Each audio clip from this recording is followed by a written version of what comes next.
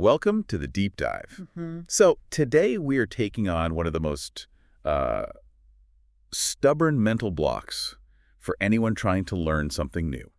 That relentless pursuit of perfection. You're doing a deep dive into the material around let go of perfect, finding freedom in imperfection. Big one. Okay, let's unpack this.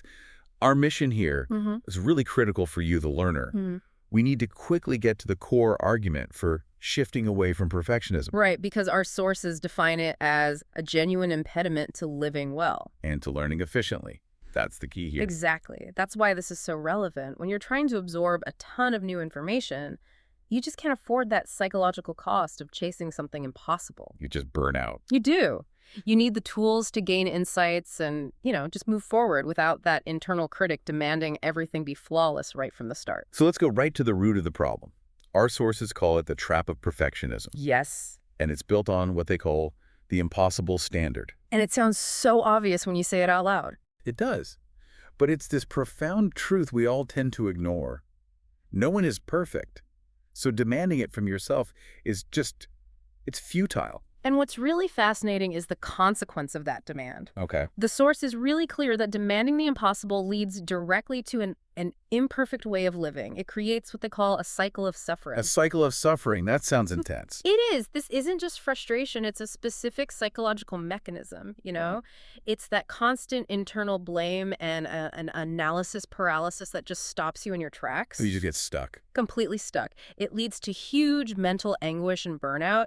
This loop guarantees you spend like 100% of your energy for maybe 40% of the actual results. Wow, that level of self-blame and inefficiency, it sounds utterly exhausting. It is. It's not just aiming high, it's actively designed to make you fail and then punish you for it. Yeah. So how do the sources say we pivot away from that?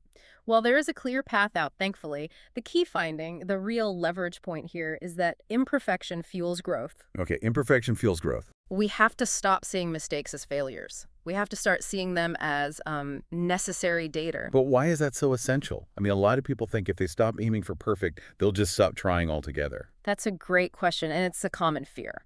The goal isn't abandonment, it's redirection. Redirection, okay. Mistakes and setbacks are essential input for reflection, for learning, for new insights.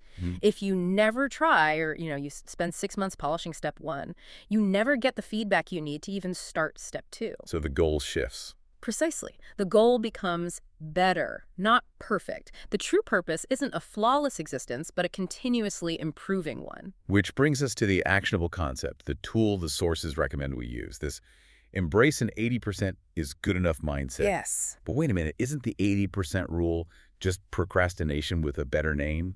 I feel like that's the common critique. And that's where the nuance comes in. It's a really important point. The 80% concept is not about sloth. It's about strategic prioritization. So it's the strategy. It's permission to stop endlessly polishing something that already does its job. It means you prioritize moving forward and, frankly, surviving over achieving an unattainable 100%. And that frees you up for the next thing. It frees up the energy for the next iterative step. It validates the whole idea that imperfection is the prerequisite for growth.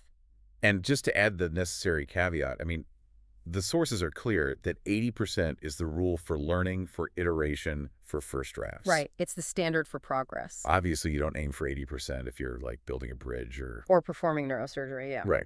But for gaining knowledge or drafting a proposal, that 80% threshold is golden. Exactly. So a quick recap then. We move away from the impossible standard and its suffering cycle by recognizing that mistakes actually fuel new growth. This lets us aim for continuous improvement, that strategic 80%, instead of paralyzing perfection. And that leaves us with a final thought for you. If mistakes and setbacks are truly essential for learning and growth, how much freedom do you gain just by celebrating the effort that got you to 80%? That's a powerful idea. That effort wasn't wasted on an internal critic. It was the entire foundation for your next step forward. It allows you to stop punishing yourself and just start something to think about as you tackle your next big challenge.